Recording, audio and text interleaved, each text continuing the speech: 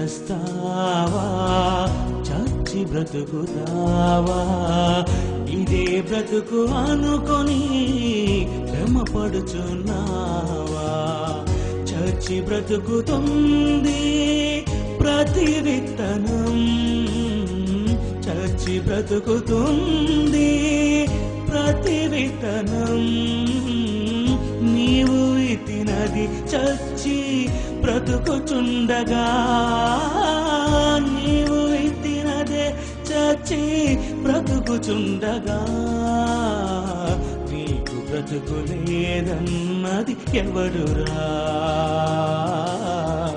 మరో బ్రతుకు లేదన్నది ఎవడురా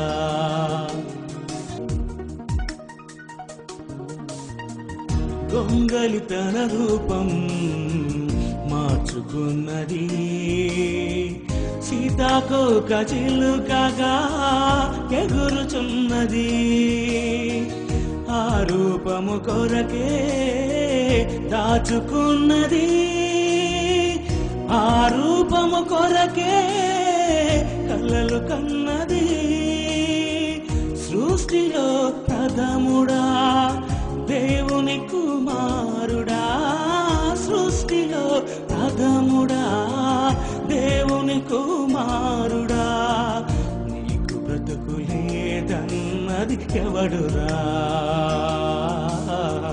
మరో బ్రతుకు లేదన్నది ఎవడురా. ప్రభునందు ప్రియమైన దేవుని వర్లరా, దేవుడి ప్రేమలో నటన లేదండి. మనుషుల ప్రేమలో ఏముందో తెలుసా? నటన నటన నటన. మనిషి ప్రేమ నటన, దేవుని ప్రేమలో ఏమి లేదు, నటన లేదండి. నటన లేదండి. మీకు దేవుడి ప్రేమలో నటన లేదు అని చెప్పడానికి ఒక చక్కటి ఉదాహరణ చెప్తాను ప్రియమైన దేవుని పిల్లలారా. ఏమండి, నేను ఇలాగ ఈ రాత్రి వరకు ఇక్కడ ఉన్నాను కదండి. గత 2 రాత్రులుగా నేను ఇక్కడే ఉంటున్నాను. ఇప్పుడు నేను ఇంటికి వెళ్ళిన తర్వాత నా భార్య ఏమంటుందో తెలుసండి? ఏమండి, మీరు 2 రోజులు రాకపోయేసరికి మాకు నిద్ర పట్టలేదట. నిద్ర ఏమవ్వలేదట, పట్టలేదట. అవునా అమ్మా? అప్పుడు ఆ వంతుగా పిల్లోడు కూడా వస్తాడు వెనకతల తోకలాగా. వచ్చి ఏమంటాడు? నిజం డాడీ, అస్సలు నిద్ర పట్టలేదు. ఆడేమంటాడండి? నిజం డాడీ, అస్సలు నిద్ర పట్టలేదు, మమ్మీ అలా కూర్చునే ఉందని చెప్తాడు. వెంటనేనండి బాధ కలిగేస్తుందండి. ఏమని బాధ కలుగుతుంది అనుకుంటున్నారు? అయ్యి బాబు, ఇంకెప్పుడు కూడా ఏం చేయకూడదు, ఎక్కడ ఉండకూడదు. ఎంత అర్ధరాత్రినైనా ఏ మాట అనక ముందు, నాలో నేను అనుకోక ముందు ఒక మాట అన్నానండి. ఏమన్నా తెలుసా? అమ్మా, మరి నేను చచ్చిపోతే ఏం చేస్తావు అని అడిగానండి. ఎవరినే? అనగానేనండి వెంటనే నోరు నొక్కి, మీరంత మాట అనకండి, మీరు లేని జీవితం నాకెందుకండి, మీరు చచ్చిపోతే నేను. ప్రతి భర్తతో ప్రతి భార్య అన్నమాట ఇదే. కానండి ఒక రోజు రానే వచ్చిందండి. ఒక రోజు నా జీవితానికి మరణం అనేది దేవుడు లెక్క ప్రకారం ఏమైందో తెలుసా? నన్ను తట్టింది. అప్పుడు నా శరీరం విడిచిపెట్టబడింది, నా ఆత్మ మాత్రం ప్రయాణమై వెళ్ళిపోయింది. ఇప్పుడు నేను చచ్చిపోతే తన కూడా ఏమైపోతానండి? అప్పుడు నేను చూస్తున్నానండి. ఎక్కడి నుంచి? ఎక్కడో చోటకి వెళ్తుంది కదా 2 ప్లేసుల్లో. అక్కడి నుంచి చూస్తున్నాను. ఏమని? నేను లేకపోతే తన కూడా చచ్చిపోతానంది. ఇంకా సావదేటి? ఇంకా నా వెనకాల రావట్లేదేంటి? నన్ను సాగనంపడానికే ఏర్పాట్లు చేస్తుంది తప్ప తను కూడా నాతో రావడానికి ఏం చేయటం లేదు. అప్పుడు శర్మ గారు వచ్చి అడుగుతారు, ఏమండి మాకు ఎన్నో సభల్లో చెప్పారు ఆయన చనిపోతే మీరు కూడా చచ్చిపోతానన్నారు, ఇప్పుడు మీకు కూడా ఏర్పాట్లు చేసేయమంటారా అని అడిగారు అనుకోండి. ఏంటన్నయ్య గారు మీరు ఏం మాట్లాడుతున్నారు? అసలు బుర్రుండే మాట్లాడుతున్నారా? పోయినోడితో పాటు నన్ను కూడా. మరి ఒకప్పుడు ఏడు చేసావు, పెడపప్పులో కళ్ళంతా నీళ్లు, నన్ను కూర్చోనివ్వలేదు, నుంచోనివ్వలేదు, ఎక్కడికి వెళ్ళినా నీ మాటలే నన్ను ఆలోచింపజేసేవిగా మారిపోయాయి. నిజంగా నేను చచ్చిపోతే నువ్వు చచ్చిపోతావేమో అనుకున్నాను. అందుకు నా జీవితంలో దేవుడికి కూడా ప్రిఫరెన్స్ ఇవ్వకుండా నీ చుట్టూనే ఏం చేశాను. ఏరా నేను చేస్తే నువ్వు చావేటి? నటన కాదా? చెప్పు. నువ్వు పాపంలో ఉన్నావని తెలిసి ఆ పాపంలోనే చేస్తే నువ్వెక్కడికి వెళ్ళిపోతావు? పాతాళానికి జారిపోతావని తెలిసి తను చచ్చిపోయాడు నీ కోసం. ఇది నటన? చస్తానని చెప్పి చావకపోవటం నటన. కానీ నీ అవసరత తెలుసుకుని నీ కోసం తన బలైపోతేనే గాని నీకు బ్రతుకు లేదు అనుకున్నాడు. చూసారా అతను ఎంత ప్రేమండి. అతన్ని మీరు ప్రేమించరేమండి? అతని మాటలకు మీరు విలువివ్వరేమండి? అతని కోసం మీరు కదలరేమండి? అతను అన్నట్టుగా మీరు భూమి మీద బ్రతకరేమండి? భార్య అన్నట్టుగా బ్రతకటమే, పిల్లలు అన్నట్టుగా బ్రతకటమే, సమాజం అనుకున్నట్టుగా బ్రతుకుతున్నారే తప్ప ఈ సమాజం కాదండి మిమ్మల్ని పెంచి పోషించి మిమ్మల్ని ఇంతటి వారిని చేసింది. కేవలం ఎవరో తెలుసా? దేవుడు. ఆ దేవుడి కోసం ఈ సమాజం ఏం చేయగలుగుతుంది? అవసరమైతే ఈ సమాజం అతన్నైనా వదులుకోగలదు, కానీ అతని కోసం మాత్రం ఏమీ చెయ్యదు, చెయ్యనివ్వదు ఈ సమాజం. ధనమే గొప్పగా కనపడిందే తప్ప దేవుడు దానికంటే గొప్పవాడేగా మాత్రం ఆ యవ్వనుడికి కనబడలేదు. ప్రియమైన దేవుని పిల్లలారా, అందుకేనండి ఇలా ఈ లేదా ప్రేమ మమకారం పెంచుకున్న ప్రతి ఒక్కడికి ఏం చేసిందట? పాతాళం అపరిమితముగా తన నోరు తెరచుచున్నది. చదవండి. వారిలో గనులను, సామాన్యులను, ఘోష చేయువారును, హర్షించువారును పడిపోవుదురు. పాతాళం ఎవరిని మింగేస్తుందంట? అందరిని పట్టేసుకుంటుందండి. గనులేమి, సామాన్యులేమి అందరూ ఎవరి బారిన పడిపోయారు? పాతాళం అండి. నిజంగానండి పాతాళం ఏ ఒక్కరిని మృంగకుండా వదిలిపెట్టలేదండి. ఎందుకో తెలుసా? ఈ ప్రపంచంలో ఇలాంటి మాటలు చెప్పేవాళ్ళు చాలా తక్కువండి. ఎలాంటి సాక్ష్యాలు వినపడుతున్నాయో తెలుసా? సాలకొచ్చి ప్రార్థన చేయించుకున్నారట, గేది పాల్గొనటం ప్రారంభించిందట. సాలకొచ్చి ఏం చేశారట? ప్రార్థన చేయించుకున్నారట. ఆ తైలం పట్టుకెళ్లి గేది పొదుగుకు రాసేటప్పటికి ఆ గేది ఏమిచ్చేసిందట? పాలిచ్చింది. ఇది సాక్ష్యమా? ఏంటి నువ్వు ఎలా నమ్ముతున్నావు? ఈ భూమి కదులుతుందా? అసలు నువ్వు కూర్చున్నావు కదా, కదులుతుందని నీకు తెలుసా? తెలీదు.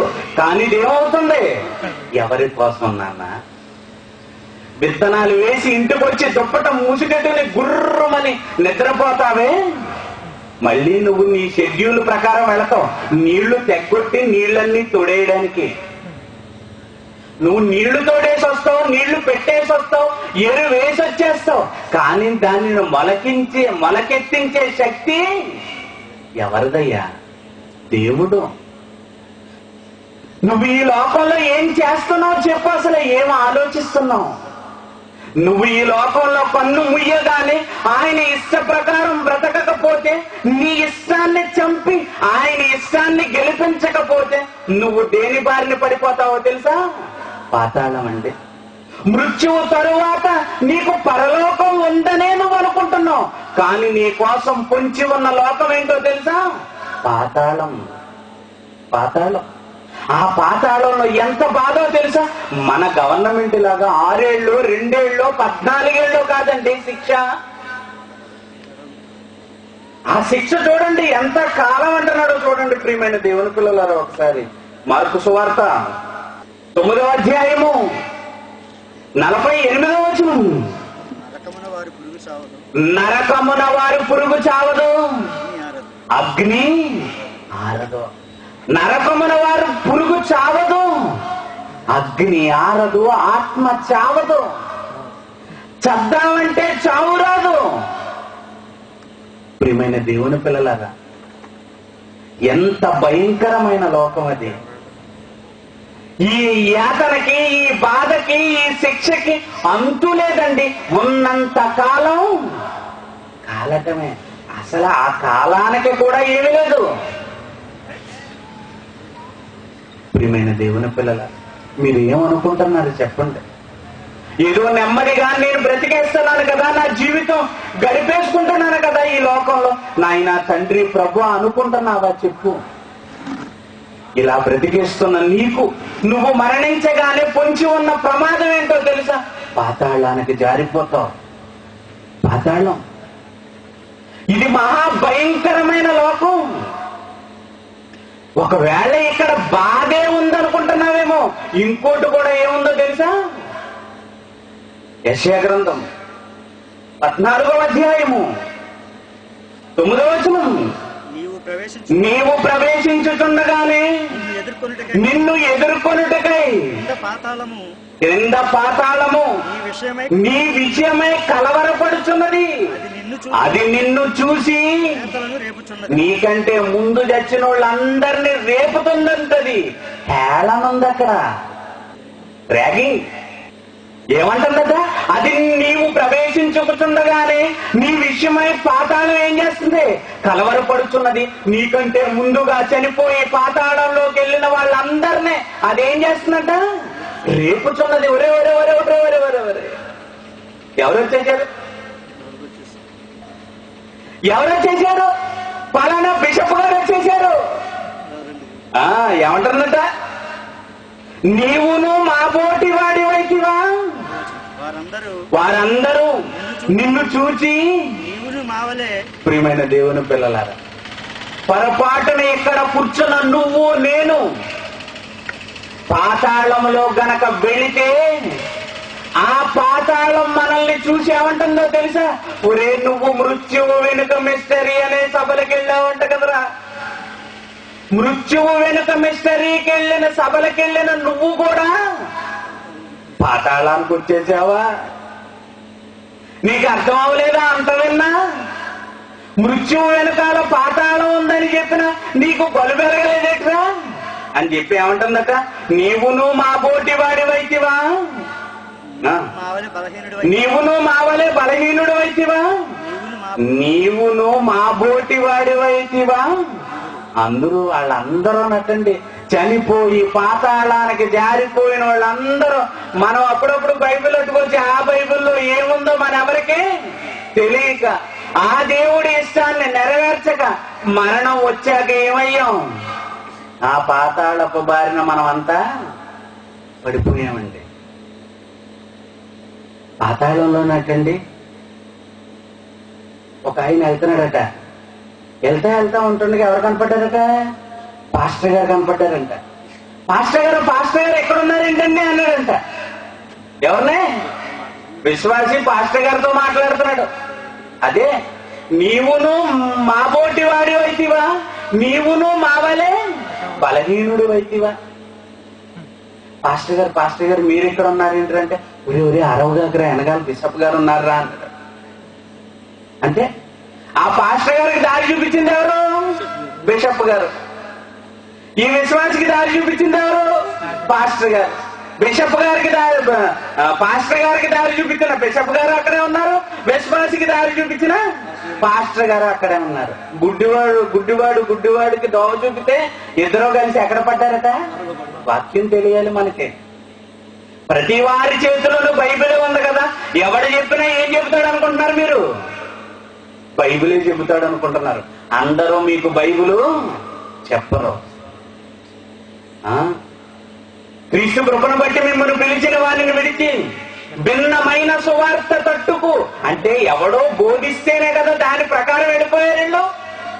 పట్టిన ఈ లేఖనంలో మళ్ళీ ఏ బోధ కూడా చేస్తున్నారు వీళ్ళు? భిన్నమైన బోధ. అప్పే లేదండి, ఎవ్వరూ భిన్నమైన బోధ చేయరండి. అందరూ కూడా ఏ బోధ చేస్తారు? మంచి బోధ చేస్తారంటే అసలు తలుపు కొట్టే వాళ్ళు ఎవరో తెలుసా మీకు? వాక్యం అండి. మేము ఏమండి విమర్శిస్తున్నాం అంటారు. ఏమండి 2 రెళ్ళు 4 అని చెప్పటం విమర్శ. 2 రెళ్ళు 3 అన్నాడు అనుకోండి, దాన్ని కాదు 4 అని చెప్పటం సరిచేయటం, అది విమర్శ మాత్రం. అసలు పాతాళంలో ఎవరున్నారో చూడండి ఒకసారి మీరు. పాతాళపు బారిన ఎవరు పడిపోయారో చూడండి. మత్తయి సువార్త 7వ అధ్యాయము 22వ వచనం. ఆ దినమందు అనేకులు నన్ను చూచి, ప్రభువా ప్రభువా మేము నీ నామమున ప్రవచింపలేదా? ప్రవచించిన వాళ్ళు ఎవరు? ప్రభువా ప్రభువా నీ నామమున ప్రవచింపలేదా? నీ నామాన్న దెయ్యాలు వెళ్ళగొట్టలేదా? నీ నామమున అద్భుత కార్యములు మేము కుంటోళ్ళకి కాళ్ళు ఇవ్వలేదా? గుడ్డోళ్ళకి కళ్ళు ఇవ్వలేదా? చేతులు లేనోళ్ళకి చేతులు ఇవ్వలేదా? మోగవాళ్ళకి ఏమి ఇవ్వలేదు? మాట ఇవ్వలేదా అని బల్ల బుద్ధి మరి అడిగేస్తున్నారు ఎవరినే? నా వెనక వచ్చేవాడు నాకంటే గొప్ప కార్యములు చేయుదురు అన్నాడు. అంటే యేసు ప్రభు ఏమంటే ఒక మాట చెప్పండి, గొప్ప కార్యం అంటే చూపించి చేసేది గొప్ప కార్యమా? ఏమంటే ఒక మాట అనుకుందామండి.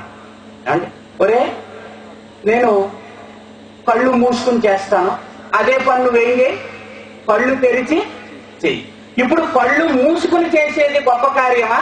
కళ్ళు తెరిచి చేసేది గొప్ప కార్యమా? చెప్పండి, మీరే చెప్పాలి.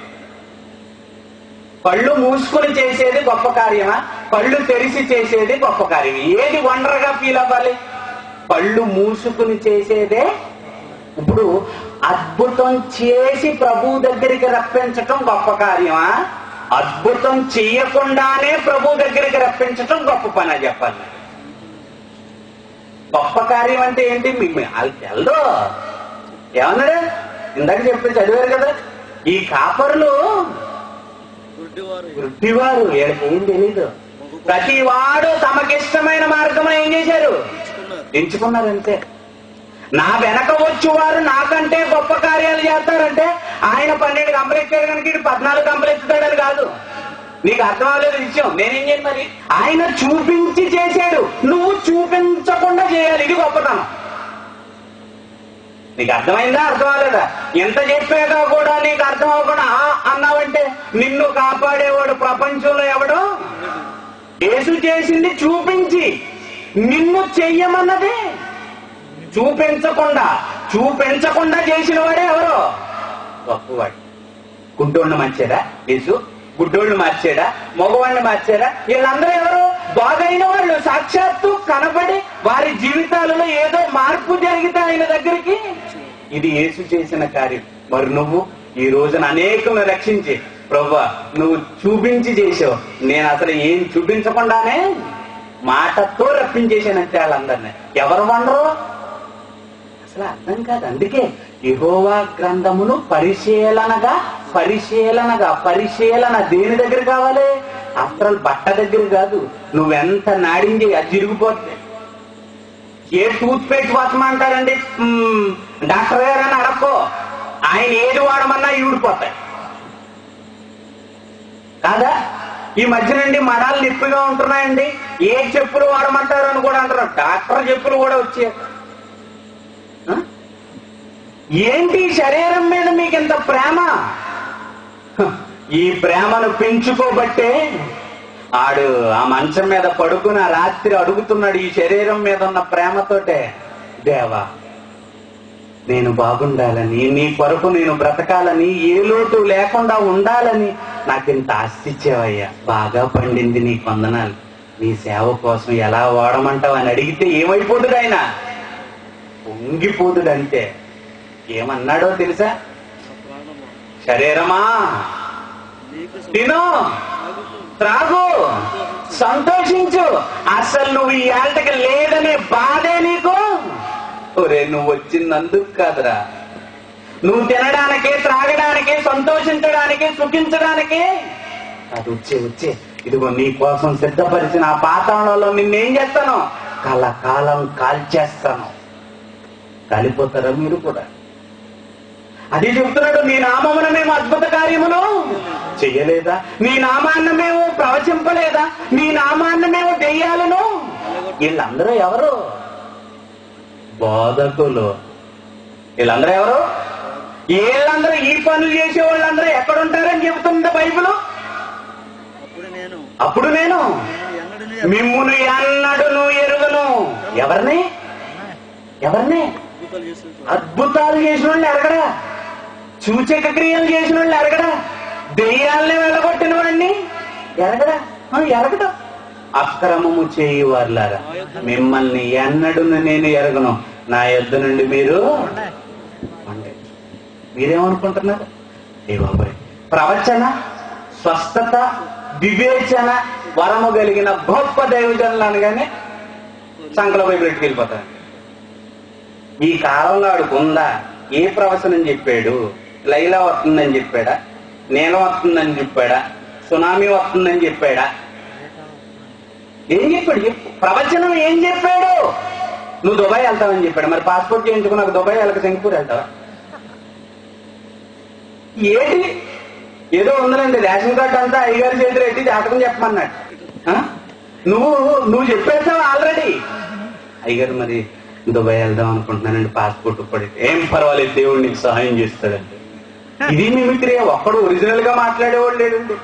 అప్పుడు దాకా బాగానే మాట్లాడతారు, ప్రార్థన అనగానే గొంతు మారిపోద్ది. ఏంటిది? నాటకం అనిపించట్లేదు మీకు? ఇంటి దగ్గర మామూలుగా అందరూ నేను ఇక్కడ ఎలా మాట్లాడుతున్నాను, మళ్ళీ దిగిన తర్వాత కూడా అదే మాట్లాడతాను. మరి ఇప్పుడు ప్రార్థన చేసుకుందాం అంటాడు. ఇదేం నాటకం? నువ్వేమన్నా మిమిక్రీ ఆర్టిస్ట్వా? మీరే ఆలోచించండి, మీరు అబ్జర్వేషన్ చేయండి. వీళ్ళందరినీ వద్దు, ఇలాంటి నాటకం వద్దు. అందుకేనండి ప్రతి ఓడు మాట వెనకాల ఏమొచ్చేసినాయి అనుకుంటున్నారు ఇప్పుడు? మ్యూజిక్ ఇన్స్ట్రుమెంట్లు అండి. ప్రసంగంలోనూ వెనకాల మ్యూజిక్కే, పాటలోనూ వెనకాల మ్యూజిక్కే, ప్రార్థనలోనూ ఏమైపోయారో తెలుసా? ఈ మ్యూజిక్ లేకపోతే వీళ్ళకి బతికే లేదండి. బోరు బావులు ఉంటాయి తెలుసా మీకు? కొట్టుడు పంపులు, హ్యాండ్ పంప్స్, చేతితో కొట్టే పంపులు ఉంటాయి. ఇవి అప్పుడప్పుడేనండి వాచ్యూర్లు వదిలేసో లేకపోతే ఏదో అవుతాయండి, కర్ర కర్రమంటాయి. అప్పుడు ఏం చేయాలో తెలుసండి? ఓ డొక్కుని నీళ్లు ముందు దాంట్లో వేసి ఆ చేతికి అడ్డం పెట్టి అప్పుడు పంపు చేస్తే నీళ్లు వస్తాయండి పైకి. అలాగా మిమ్మల్ని ఏడిపించాలనుకోండి, ఏడిపించే మ్యూజిక్ ఉండాలి ఇక్కడ. మ్యూజిక్ రాకపోతే మీకు ఏడుపు రాదు, మ్యూజిక్ రాకపోతే మీకు పాట రాదు. అంటే మీరు ఇంకిపోయిన బావులు. ఈ మ్యూజిక్ ద్వారానే మిమ్మల్ని ఏం చేయాలి? ఎందుకంటే వద్దండి, ఇలాంటి పసలేని భక్తి మన ఎవరికి వద్దర్రా, మారండారు. ఇన్ని వేల రూపాయలు ఎందుకో తెలుసా? మహాజ్ఞానం. ప్రపంచంలో కొన్ని కోట్ల రూపాయలు వాళ్ళ పాదాల దగ్గర పెట్టిన ఈ మాటలు మీకెవరో చెప్పరరా. మీరు మారాలి. వారు ప్రవేశించు వారిని కూడా ఏం చేయరు? ప్రవేశింపనివ్వరండి. అందరూ లోకంలో అందరూ ఉచిత సలహాలు ఇస్తున్నారండి. మంచి వైద్యం చేయించుకోండి, మంచి బట్టలు కొనండి, మంచిగా డబ్బు సంపాదించుకోండి. అన్నిటినీ పురుకొలిపే మిమ్మల్ని వాక్యంలో పురుకొలిపిన వాడు ఒక్కడున్నాడా చెప్పండి? సభకు వెళ్ళండి అన్నవాళ్ళు ఉన్నారా? నువ్వు కూడా వెళ్తున్నావా? వెళ్తావులే, ఎటకారమా? నువ్వెందుకు వదులుకుంటావులే అంటాడు ఇంకొకడు. ఏంటివి? దేవునికి రాజకీయాన్ని పొలవకండి. అన్ని వద్దనుకునే ఈ దీంట్లోకి వచ్చాం. ఆ పంపు వద్దనుకునే, ఆ ద్వేషాలు వద్దనుకునే, ఆ కక్షలు వద్దనుకునే, ఆ భేదాలు వద్దనుకునే, లోకంలో దేవుడు ఎరగనప్పుడు ఇవన్నీ మన మీద పరిపాలన చేసి ఆ కుళ్ళు, కుట్ర, కుతంత్రంలో మగ్గిపోతున్న మనం యేసు రక్తంతో పవిత్రులుగా ఎందుకు మారేమో తెలుసా? యేసులా బ్రతకడానికి పవిత్రుడిగా మారిన నువ్వు మళ్ళీ ఏ పంపు అయితే వద్దనుకున్నావో అది లోకంలో ఉన్న పంపుని దేవుని ఇంటిలో కూడా తెచ్చి పెట్టేసావంటే నిన్నేం చెయ్యాలి చెప్పాతను? అసలు నిన్నేం చెయ్యాలి? ప్రియమైన దేవుని పిల్లల, క్రైస్తవుడికి హద్దు లేదు, పద్దు లేదు, భయం లేదు, భక్తి లేదు. 4 పాటలు రాగానే, 4 మాటలు రాగానే ఏమనుకుంటున్నాడు తెలుసా? దేవుడే వాడి పాకెట్ లో ఉన్నట్టుగా బిహేవ్ చేస్తున్నారండి సమాజంలో. దేవుడండి అతనికి ఎదురు తిరిగినా అతనికి భిన్నంగా ఉన్నవాడిని ఎవరిని కూడా అతను ఏం చేయడు? ఊరుకోడు. అతను ఊరుకుంటాడు అనుకుని నువ్వు నీ ఇష్టానుసారంగా ప్రవర్తించావో అది నీకు నచ్చొచ్చేమో గాని నీ ఆత్మ ఈ కట్టెను విడిచిపెట్టిన మరుక్షణం అది ఎలాంటి లోకాలకు వెళ్ళిపోతుందో తెలుసా? దాని పేరు ఏంటి? పాతాళం. అక్కడ కలవరం, అక్కడ నీకు మనశ్శాంతి లేదు, ఆ శిక్షకి అంతు లేదు. ఈ అగ్ని జ్వాలలలో నేను యాతన అక్కడ పాఠాలు లేవండి, ఇక్కడే పాఠాలు. పాతాళంలో పాఠాలు లేవు, భూమి మీద ఉండగానే మీకేంటి పాఠం. అందుకే దేవుడు చెప్పమన్నాడు, చెప్పించమన్నాడు ఆయన్ని. మనసును మార్చుకోరా, మృత్యువు తరువాత భయంకరమైన లోకం పాతాళ లోకం అని మీరు తెలుసుకోరా. ఒకవేళ ఇన్ని మాటలు చెప్పాను కదా, మీరు వినరా, దీన్ని ఖాతరు చేయరా, అయితే ఇవి అర్థం కాలేదా? ఒక్కసారి పాట చూడండి ప్రియమైన దేవుని వాళ్ళ.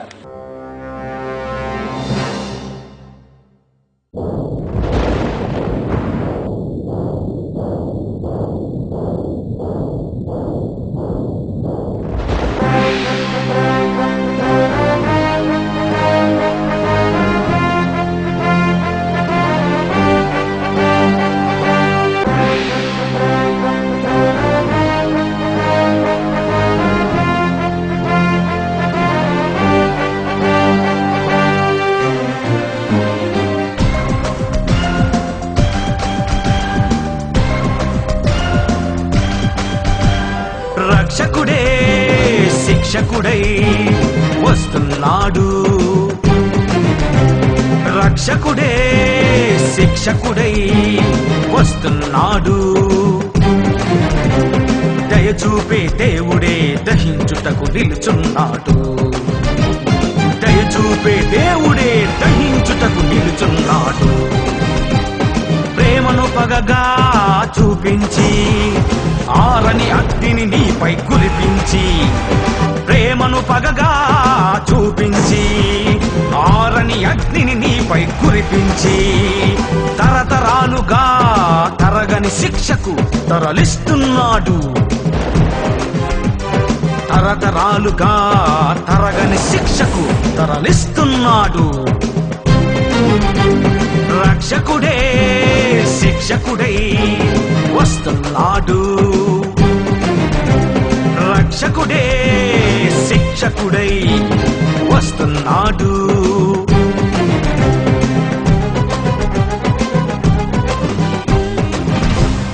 భారము మోసే నా ప్రజలారా రండి పిలిచిన దేవుడే, భారము మోసే నా ప్రజలారా రండి పిలిచిన రక్షకుడే. అక్రమమును చేసే మీరు పొండని చెప్పే ఆగడియే, అక్రమమును చేసే మీరు పొండని చెప్పే ఆగడియే. పరలోకానికి పోలేక ఈ లోకానికి రాలేక, పరలోకానికి పోలేక ఈ లోకానికి రాలేక, ప్రేమామయుడే ప్రేమించువాడని పొరపాటు పడుతున్నావా, కరుణామయుడే కరుణించువాడని పొరపాటు పడుతున్నావా. పాతాళానికి పోవాలి, అగ్నికి ఆహుతి కావాలి, పాతాళానికి పోవాలి, అగ్నికి ఆహుతి కావాలి. రక్షకుడే శిక్షకుడై వస్తున్నాడు, రక్షకుడే శిక్షకుడై వస్తున్నాడు.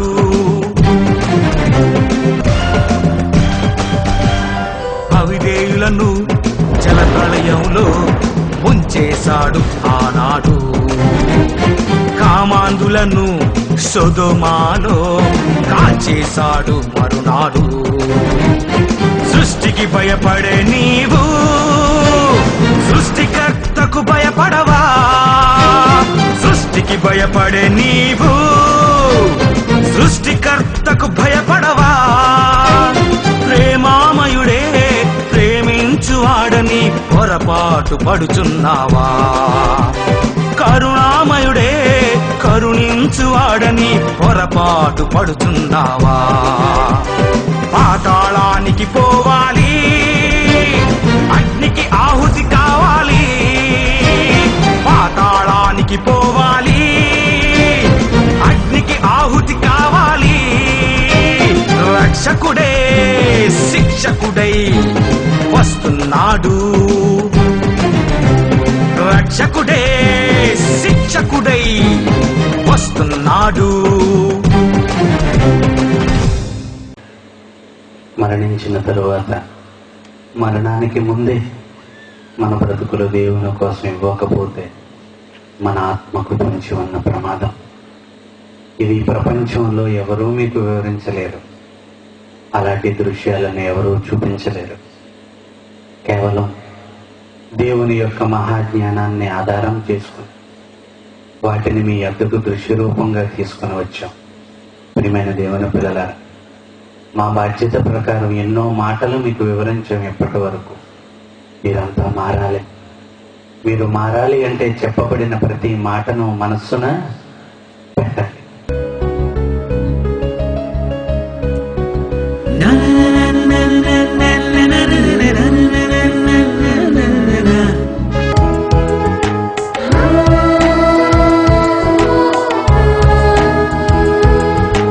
దేవుడు ఉన్న పరలోకమే పిల్లలమైన మన కోసమే. దేవుడు ఉన్న పరలోకమే పిల్లలమైన మన కోసమే. ఒంటరిగా తను ఉండలేక చేశాడు ఇది తెలుసా? తండ్రి అనే ఆ పిలుపు కోసం మీరు చేశాడు ఇది తెలుసా?